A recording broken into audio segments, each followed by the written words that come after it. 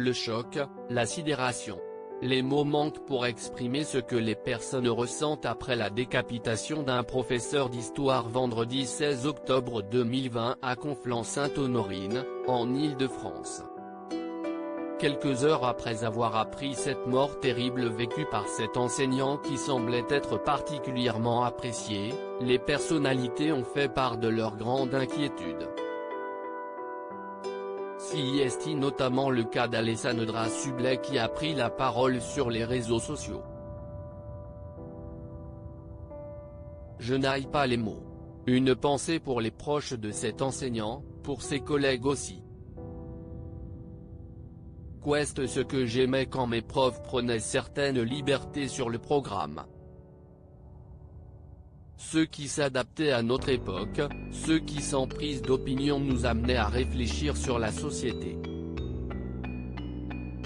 Défendons la liberté d'expression dans notre pays, a-t-elle écrit en légende d'un dessin de Chonu. Dans le même temps, Arthur n'est pas parvenu à garder son calme devant un tel acte.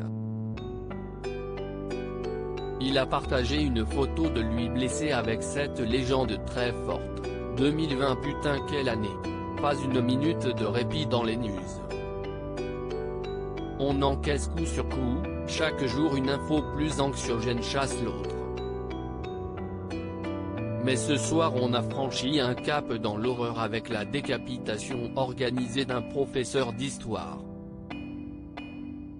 On décapite dans la rue en France en 2020. Rien que de l'écrire je trouve cela surréaliste. Cette barbarie me révolte.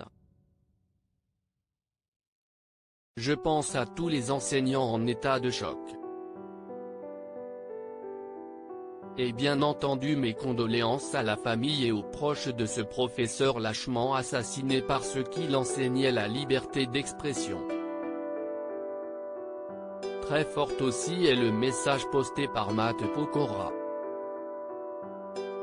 Le jeune père de famille ne revient pas de voir tant de cruauté dans son pays. Dans quel monde vit-on? Pensez pour sa famille, ses proches et ce petit bout de 4 ans qui va grandir sans son papa. Une pensée pour nos enseignants partout en France. Vous êtes si importants pour nous. Merci. Love sur vous, a-t-il écrit sur Twitter. Faustine Bollaert ne veut penser qu'à cet homme qui a perdu la vie. CIST également le cas de Faustine Bollaert qui est bien connue pour dire ce qu'elle pense. En story de son compte Instagram, elle a aussi fait part de sa grande sidération.